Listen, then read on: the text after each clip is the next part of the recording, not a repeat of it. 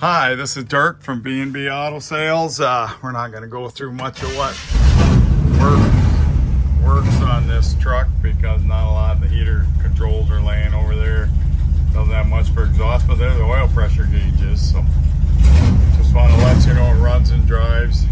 We need the gas gauge worked on. Let's see if the blinkers work.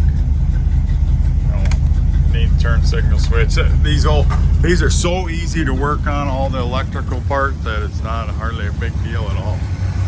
Does seem to run pretty good. Got a new carburetor on it. Power brakes, power steering.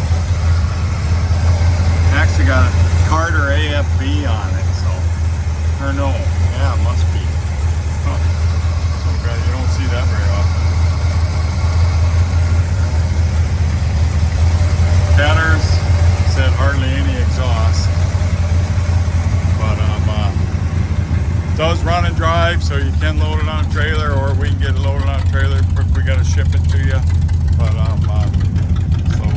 be a great project truck for the winter, and you can, like I said, since it runs, you can do as much as you want, and just use the drivetrain that's in it. So, any questions? 605-695-7391.